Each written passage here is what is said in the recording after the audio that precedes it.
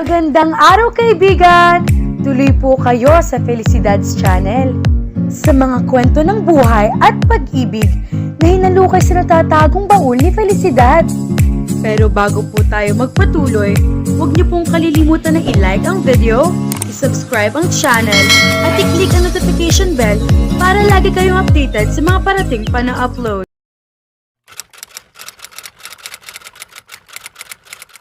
Kemilara, ikaw ba yan? Hindi kita nakilala. Ibang-iba ka na ngayon. Isang ngiti ang isinagot niya sa kababata niyang si Rose. Sa Bicol na ito naninirahan kasama ang asawa. Dumalaw lang ito sa pamilya sa Maynila kaya naka-attend sa party. Well, hindi pa naman huli para magbago. Wika niya at sumimsim ng champagne. Iba talaga ang nagagawa ng love. To Dio nito. Sayang lang dahil ikaw ang nakatisod kay Lucas. Ganyan pa man din ang tipo ko.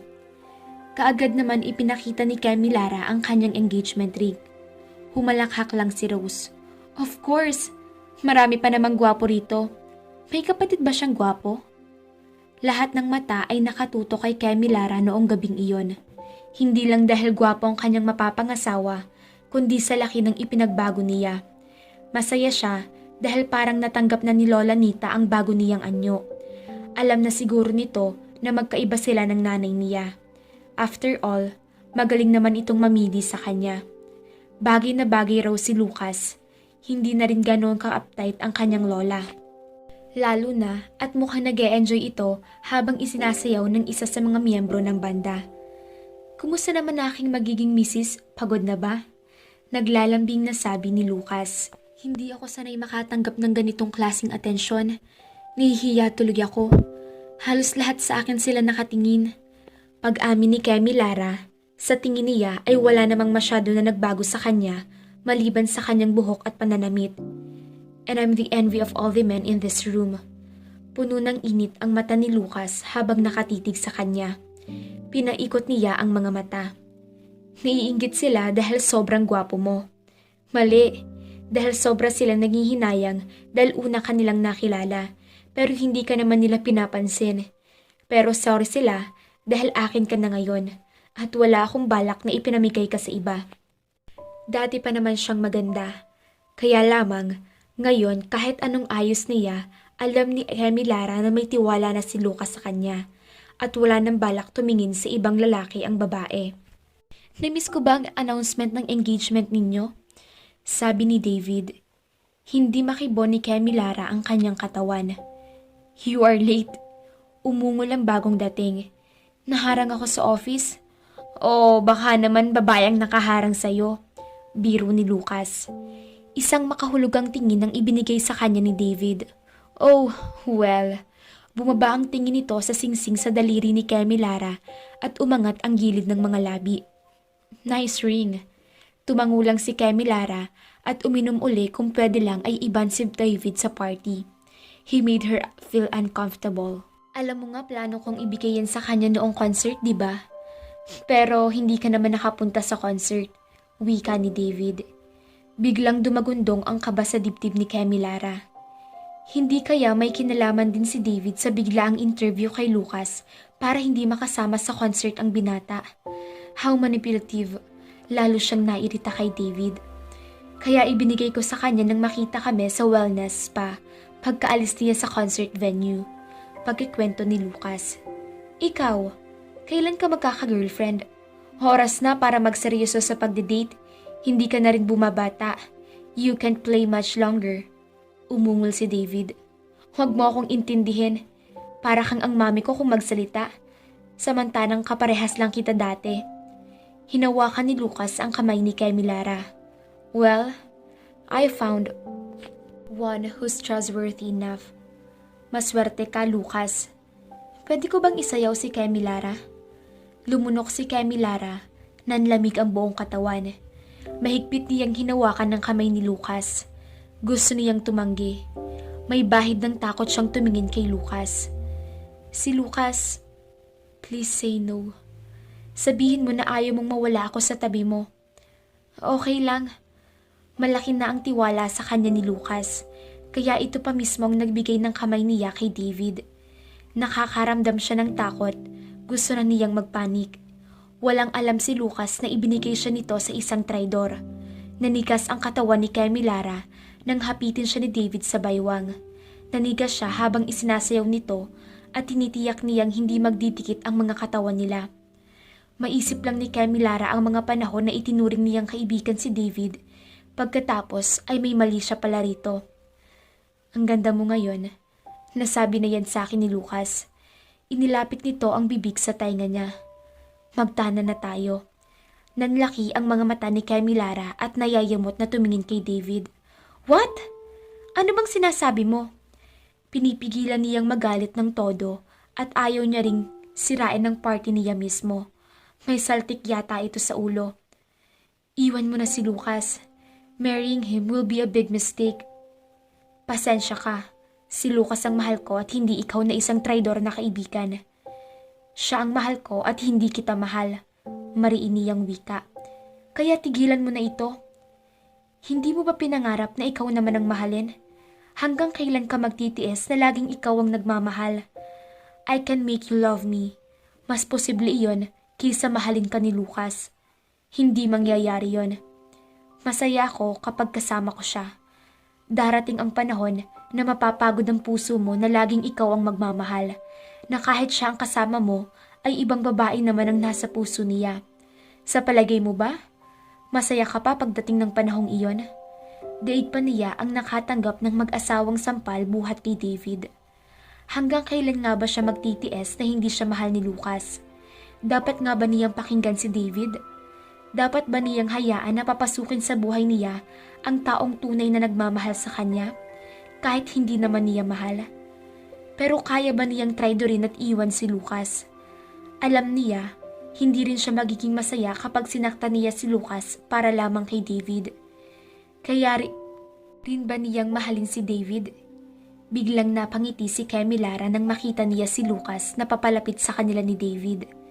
Kaagad nawala ang bigat sa dibdib ng dalaga nang lumapit siya sa bisig ni Lucas. Para na siyang lumilipad sa himpapawid na isinasayaw siya ng fiancé niya. Kamilara, thank you for loving me. Bulong nito. And if I'll ever fall in love again, I know it would be with you. Lucas, kahit pamahalin mo ko o hindi, mamahalin pa rin kita. Loving you makes me happy and free. Then I will spend a lifetime making you happy. Napakasaya niya ng oras na iyon. Alam niya na totoong pag-ibig ang kanyang nararamdaman. Dahil wala siyang pakialam kahit pa hindi siya kayang mahalin ni Lucas. Ang mahalaga, siya lamang ang babae nito sa buhay. Sa wakas naman, naisipan mo kaming samahan. Akala ko wala ka ng balak na humiwalay kay Lucas. Sabi ni Donna nang dalawin ito ni Kamilara sa overview. Isang guilty na ngiti lang ang isinagot ni Kamilara nang iserve sa kanya ang milkshake. Alam niya, igigisa siya ng mga kaibigan dahil mas madalas niyang kasama si Lucas. 2 linggo niyang hindi nakasama sina Donna at Casey dahil si Lucas ang kanyang kasama sa mga event. O kaya ay nahilingan lang niya ng binata na mag-dinner sila. And she couldn't miss the chance to be closer to him. Pasensya na mga ka-friendship, bawi na lang ako ngayon. Nagtatampo na kami sa'yo dahil kung wala pang lakad si Lucas ay malabo mo kaming dalawin. Lagi ka na lamang nakabuntot dyan kay Lucas mo. Nagtatampong sabi nito. Napapraning ka ba na maaagaw siya ng ibang babae? Hindi. Kilala ko si Lucas. Hindi siya gagawa ng kalokohan. Siya pa nga mismo ang nagtataboy sa mga babaeng nagpapakyut sa kanya eh. Ang totoong bumabagabag sa kanya ay hindi naman ang babaeng nagkakagusto kay Lucas, kundi si David na mismong kaibigan nito. Masyado siyang ginugulo ng lalaki. Naglilong muna ito noong engagement party pero malay niya kung anong susunod nitong plano. Friendship, kung saan ka masaya, lagi lamang kaming nakasuporta sa'yo. Aba, si Donna na lang pala ang hindi engaged, sabi ni Casey. Kaya nga ginagawa ko ng lahat, mapansin lang ako ni Homer. Puno ng frustration ang boses ni Donna. I can make him love me, or we can make love. Roar! Donna! Sabay na saway ni na Kamilara at Casey. What? Inosenteng tanong ni Donna at saka sumimsim ng milkshake. Huwag nga kayong pa-virgin na dalawa dyan. Virgin pa naman kami ah. Sabay rin nilang sagot. Isang malakas na halakhak ang pinakawalan ni Donna. Ano ba?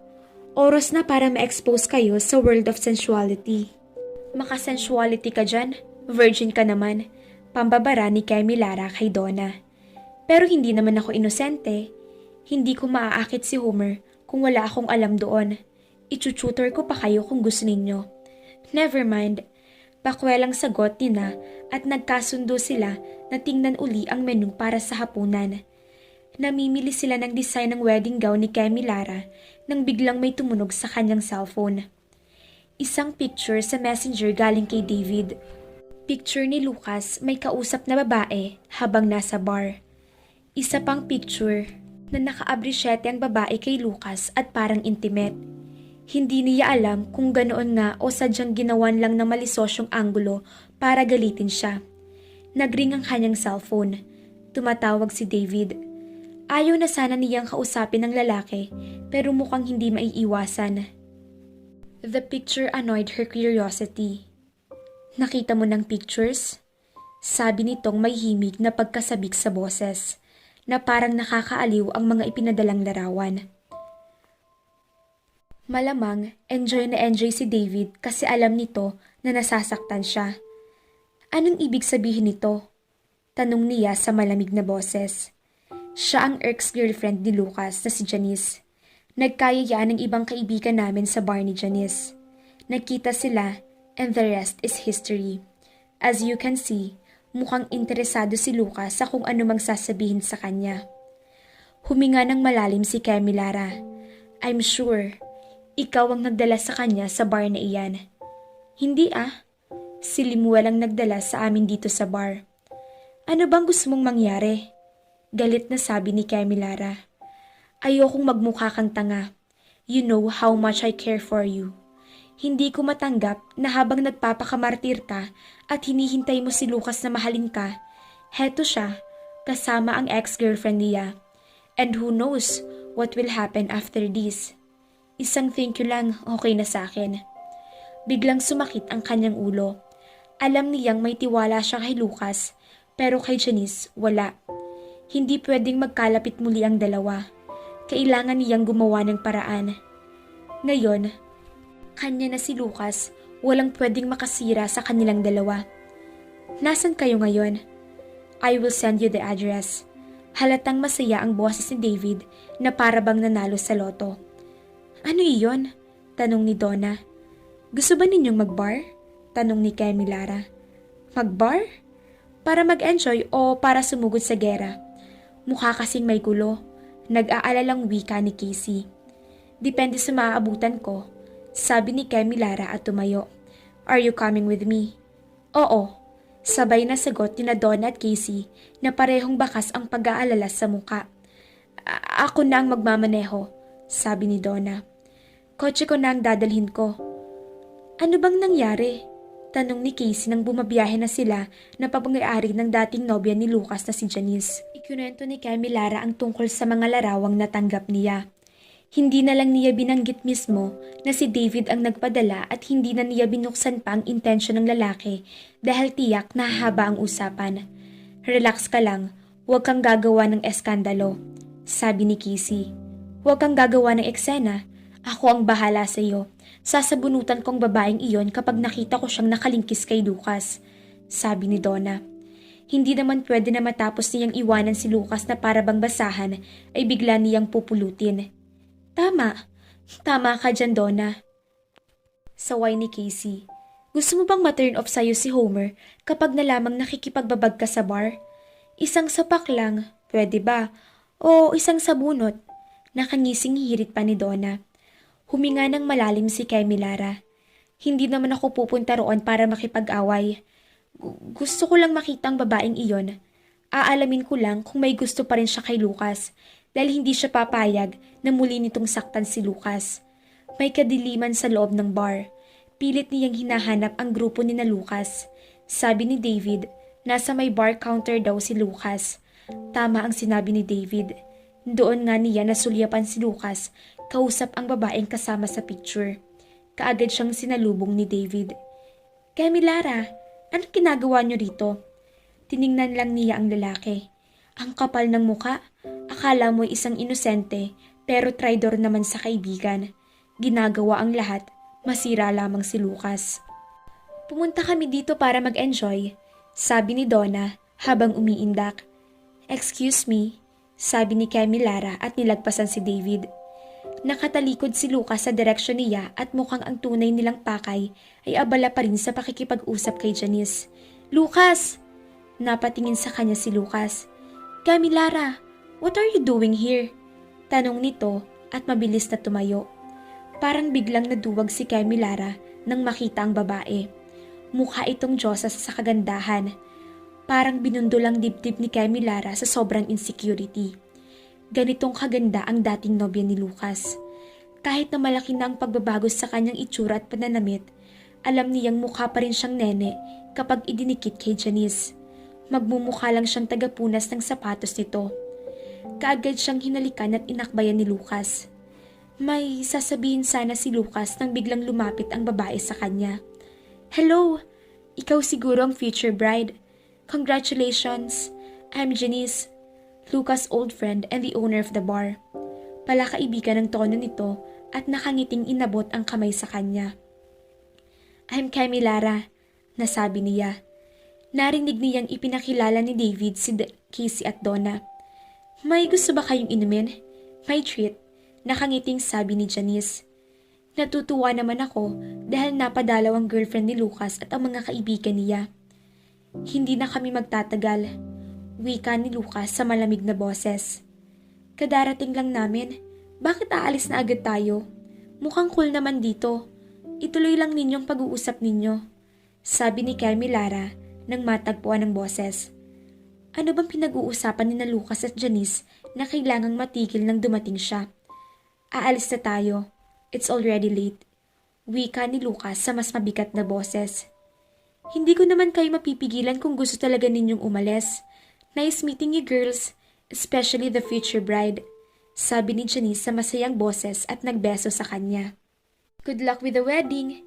Idinikit nito ang mga labi sa tainga niya at bumulong. Mag-ingat ka sa mga taong nakapaligid sa inyo ni Lucas. Your wedding is in danger. Hindi makaimik si Kamilara sa sinabi ni Janice. Anong ibig nitong sabihin? Nagtataka siya kay Janice. Palakaibigan naman ito. At bakit siya nito bibigyan ng warning? Ano ang alam nito? O ang mas tamang tanong ay ano ang nangyari sa babae nung karelasyon pa si Lucas? Parang may alam si Janice sa kanyang pinagdadaanan ngayon. Kung magdadala ito ng panganib para sa kanila ni Lucas, hindi iyon ang dapat itong sabihin sa kanya. Bakit pakiramdam niya ay hindi ito ang kanyang kalaban? Marami pa rin siyang katanungan habang hinihila siya ni Lucas palabas ng bar. Nararamdaman niya ang galit ng binata at hindi niya ito masisisi. Baka iniisip nito na hindi pa man sila kasal ay sisposyoso na siya. Uuwi na kami, isasabay ko na si Casey. Wika ni Donna. Palaban ito pero sa itsura ay mukhang walang balak na maipit sa gulo nila ni Lucas. Uuwi na agad kayo? Tanong ni David na may dalang bote ng beer. Nagsisimula pa lang ang gabi. Sasabay na ako sa kanila. Wika ni Kamilara kay Lucas. Pinigilan siya ng binata sa braso. Sa akin ka sasama. Matiim ang anyo nito and she had a vision that the night would be grim for her. Sila ang kasama ko. Aniya sa matiim na boses. Mag-uusap tayong mabuti. Nilingon ni Lucas ang iba. Good night everyone. At saka mahigpit ang hawak sa kanya na hinila siya papunta sa kotse nito. Wala na siyang nagawa nang buksan nito ang pinto ng kotse. Get in, he said in a grave tone. Hindi na nagawang tumutol ni Kamilara at sumunod na lang kay Lucas. Wala na siyang lakas dahil alam niya kung ano ang kanyang pagkakamali. Walang imik si Lucas habang nasa biyahe. Halata naman nagalit ito. Hindi rin ito nag-abalang sulipan man lang siya. Inihanda ni Kamilara ang sarili. She asked for this. Ang kailangan lang niyang malaman ngayon ay kung ano ang totoo. Kung saan siya lulugar sa buhay ni Lucas. Sa bahay siya dinala ng binata, subalit sa private passage patungo sa loft sa private quarters siya din ito dinala. Tumayo siya sa gitna ng sala at madilim ang mukha nito nang sa wakas ay harapin siya matapos isara ang pinto. Umalingaw-ngaw ang mahinang klik ng pinto sa buong silid. Lucas looked more little than ever. Lumapit ito sa kanya. Maupo ka. Hindi na, tatayo na lang ako. Sit! Utos nito. Dali-daling naupo sa couch si Kamilara. Ayaw na niyang kontrahin si Lucas kapag ganoon ang tono. Umupo ang binata sa low table, kaya naman hindi na ito matatakasan nang magtapat ang mukha nila at matiim siyang pagmasdan. Sinusundan mo ba ako? Iniiwas niya ang tingin. Hindi. Nagkayayaan lang kaming magbar magkakaibigan. Hindi kayo pumupunta sa lugar na ganoon. Huwag kang magsinungaling sa akin, Kamilara. Napakagat siya sa kanyang mga labi at hindi makatingin ng diretso kay Lucas. Tiyak, lalong magagalit si Lucas kapag hindi siya nagsabi ng totoo. Someone told me that you were at your ex-bar at magkausap kayo. Pumunta ka dahil akala mo may relasyon pa rin kami. Sa palagay mo ba tanga ko na matapos akong lokohin ay ipagsisiksikan ko pa rin ang sarili ko sa kanya? Hindi naman ay ikaw ang pinuntahan ko. Siya ang gusto kong makita. Ang babaeng nagpabago ng pananaw mo sa pag-ibig. Kung anong klase siyang babae. Hinilito ang kanyang kamay at isa-isang ibinuka ang mga daliri. Hindi niya napansin na nakayukom pala siya sa sobrang tensyon. Kamilara, I don't love her anymore. Sinira niya ang tiwala ko sa mga babae at sa iyo ko lang ibinigay ang tiwala ko. Doesn't that mean anything to you? Kasi, anong kanyang sasabihin? Na si David ang may kakagawa ng lahat ng pinadalhan siya ng malisosyong larawan? Na natatakot siya dahil hindi naman siya magawang mahalin ni Lucas? I'm sorry. Nausal na lang niya. Gusto mo bang malaman kung anong pinag-uusapan namin? Hindi. Ayaw niyang masaktan. Mabuti nang wala siyang alam. Sasabihin ko na rin sa'yo. Ako ang tumulong na maitayo ang bar. Magkasosyo kami doon. Akin ang kapital at siya ang management. Hanggang sa naghiwalay kami. Kaya ipinaubaya ko sa kanya ang bar. Dapat matagal na naming pinag-usapan ng hatian sa kita. O kung babayaran na lang niya sa akin ng kapital. Pero iniwasan ko siya dahil ayaw ko siyang makita at makausap. Pero sinabi sa akin ni David na para sa iyo, dapat daw magkalinawan na kami. Si David ang gumagawa ng paraan para masira ang relasyon nila ni Lucas. At inabala ko kayo, wika niya, at mariing pinagdikit ang mga labi. Hinaplos ito ang kanyang mga kamay. It's okay, wala naman akong dapat na ikagilty at wala ka rin dapat na ipagselos. Hinawakan nito ang baba niya at iningat ang kanyang muka. Pwede mo bang ibigay sa akin ng tiwala mo na hindi ako gagawa ng bagay na makakasakit sa'yo? Tumango si Kamilara at nang maramdaman ang pangingilid ng mga luha ay niyakap niya si Lucas. Hindi na talaga mauulit iyon. Pumikit siya at hinayaang tumulo ang kanyang mga luha. Nakahinga siya ng muluwag. Wala siyang dapat na ipag-alala pagdating kay Lucas. Hindi na tatanggapin pa ng binata si Janice sa buhay nito. Pero hindi pa sila tapos si Janice. Maraming kailangang ipaliwanag sa kanyang babae. Pinuntahan ni Kamilara si Janice sa bahay nito. Medyo kinabahan siya na hindi niya maipaliwanag ang kanyang nararamdaman. Pinatuloy siya ng katulong sa loob ng bahay at hinintay si Janice sa salas. Pagkatapos, sumugod sa bar alam kung anong reaksyon nito kapag nakita siya roon. Bahala na. Lululunin na niya ang lahat ng kanyang pride. Mas mahalaga ang kinabukasan nila ni Lucas kaysa sa pride niya. Maya-maya pa ay narinig na ni Kamilara ang mga yabag pababa ng hagdan. Nakasuot si Janice ng white sando at strip shorts na nagpapakita ng maganda nitong pangangatawan. Wala itong makeup pero hindi kaya ng ibang modelo ay natural ang ganda nito. Well, this is a surprise. I hope na inasikaso ka na ni Manang habang naliligo ako. Wika nito at umupo sa tapat niya. Tumango siya at tipid ng ngumiti. Yes, hindi nga lang niya mabawasan ng cake at juice dahil sa sobrang kaba. Salamat dahil pumayag kang makipagkita sa akin kahit na sandali lang. Pinagkurus ito ang mga binti. Ano bang dahilan at nagpakita ka sa akin? Nag-worry ka ba na baka hindi matuloy ang kasal ninyo ni Lucas? na ako ang magiging dahilan. Ibubukan na lamang sana ang bibig para maipaliwanag pero pinigilan siya ni Janice. Wala kang dapat ikatakot sa akin. Negosyo lang ang pinag-uusapan namin. Kasosyo ko si Lucas sa bar. Nang mag-break kami, or when he dumped me rather, ayaw na niyang makipag-usap sa akin tungkol sa bar. Pinapadalhan ko siya ng cheque para sa bayad ko pero hindi niya ini-encash. Alam mo ba na issue pa rin sa amin iyon ng asawa ko? Nahigit niya ang hininga. You are married? 1 taon na. Businessman siya. Ayaw niya na may utang pa rin ako kay Lucas. May plano na kaming magkaanak.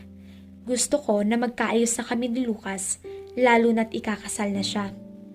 Mukha namang mabait si Janice, dahil kung sa ibang tao hindi na ito iisipin na ibalik ang puhunan sa bar, lalo na at hindi naman naghahabol si Lucas.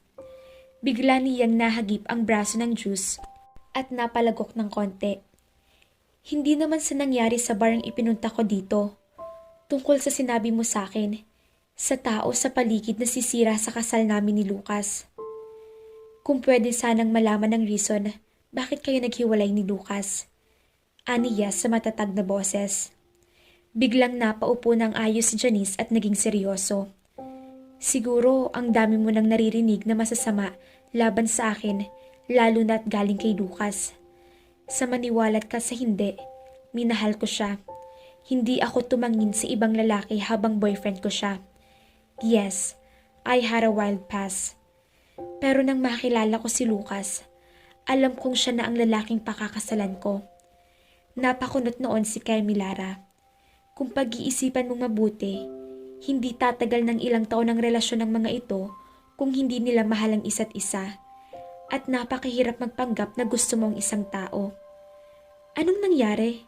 Bakit may lumabas na ibang lalaki sa eksena na hindi si Lucas ang mahal mo? Diretso siya nitong tiningnan sa mga mata. May taong naninira sa akin at talagang nagtagumpay siya. Isang tao na may gusto kay Lucas. Sino? Wala namang babaeng. Tumawa ng makahulugan si Janice. Mag-isip kang mabuti. May kilala ka bang tao na sa palagay mo ay gusto kayong paghiwalay ni Lucas? Isang tao na malapit kay Lucas. Lahat gagawin, makuha ka lamang. Hindi agad makaget over sa pagkabigla si Kamilara. Si David.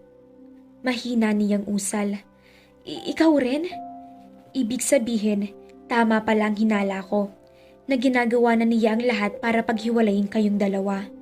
Sure ako na kaya ka napapunta sa bar noong gabing iyon ay dahil tinawagan ka niya. Napahawak siya sa kanyang ulo. Hindi ko maintindihan. Sumasakit ang ulo niya sa pag-iisip. May gusto si David kay Lucas? Kahit ako, hindi ko mapaniwalaan ang bagay niyan. Pero totoo yan ang reason kung bakit lahat ng nagiging serious girlfriend ni Lucas ay hindi niya nakakatuluyan. Ang tanga ko, inisip ko na traitor si David sa kanyang kaibigan dahil ginagawa nitong ahasan ng girlfriend ng kanyang best friend. Kung hindi pa kita nakilala, hindi ko maiisip yun. Parang wala sa itsura niya. He dates a lot of women. A womanizer. Tinutop ni Kamilara ang bibig. Oh no! At walang ideya si Lucas dito. Galit ang mababakas sa mukha ni Janice. Ginamit niya ang nakaraan ko para siraan ako ng demonyong iyon kay Lucas, na isa akong babaeng kalad ka rin at naniniwala naman sa kanya si Lucas. Ganoon kadaling naniwala si Lucas. Wala akong laban sa lahat ng kasinungalingan ni David. May mga ebidensya nagpapadala akong underwear at nude pictures ko para kaikitin si David. Napakalinis niyang magtrabaho. Kung hindi makukuha ni David si Lucas, ay titiyakin ito na walang makikinabang sa binata. Wala nang dahilan para ipagtanggol ko pa ang aking sarili kay Lucas dahil ng aking nakaraan. At alam ko na mas papaniwalaan niya si David dahil mabuti niya itong kaibigan. Mga bata pa lang sila ay magkaibigan na. Ngayon, ang ginawa na si Yaya Oyo ay inuulit lamang sa akin ni David at kaya din niya itong gawin sa akin. Niyaya niya ako magtanan. Alam naman niya na walang mangyayari sa inyo, pero sisirain ka sa mga taong nakakakilala sa iyo, lalo na kay Lucas. Pagkatapos, Papalabasin niyang inakit mo siya at malabo ka nang tanggapin ni Lucas. Alam mo naman ang mga lalaki, walang iwanan. Hindi iisipin ni Lucas na tinaydora siya dahil madali para kay David na bumawi. Madali para sa kanya na gumawa ng palusot. Napailing ito. Ibang klase talaga. Wala akong planong isuko si Lucas. Matatag niyang wika. Dahil sa kasunduan ng lola niyo? Umiling si Kemilara. Hindi. Dahil mahal na mahal ko si Lucas. Kahit nung umpisa ay pinagkasundo lamang nila kami. Alam niya ng mga oras na iyon, hindi si Janice ang kalaban niya. Kakampi niya ang ex-girlfriend ni Lucas. Lumapit sa kanyang babae at hinawakan ng kanyang kamay. Huwag kang papayag na sirain kayo ng demonyong David na yon. Ipaglaban mo ang pagmamahal mo kay Lucas. Hindi man kami naging maayos si Lucas, napakabuti naman ang puso niya. May karapatan siyang maging masaya. Tipid siyang ngumiti. Salamat. Oras na para ipaglaban ang aking mahal. Alam niyang hindi magiging madali dahil malupit ang kanyang kalaban. OMG mga ka-felisidad! Tama ang hinala ko na may something dito kay David.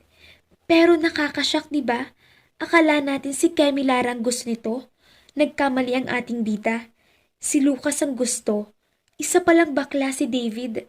Bakla na gagawin ng lahat mapaghiwalay lang ang ating mga bita. Anong nangyari? Palpak ang plano mo, David. Binigyan mo ng pagkakataon na magkakilala ang ex na sinira mo rin at ang present na winawasak mo ngayon. Sige lang kay Milara, ipaglaban mo ang pagmamahal mo kay Lucas, lalo na at alam mo na ang pagkatao ni David. Maniwala kaya si Lucas kay Kemilara kapag sinabi ng dalaga kung ano ang pagkatao ni David? Abangan. Magandang buhay po mga ka-felisidad. Pakitulungan din po ang Rosalinda Channel, kagaya po ng suporta ninyo sa Felicidad. Hinihingi po namin na makikilambing din po ng like, subscribe, and watch kay Rosalinda na anak ni Felicidad. Maraming salamat po. Keep safe and God bless po sa ating lahat.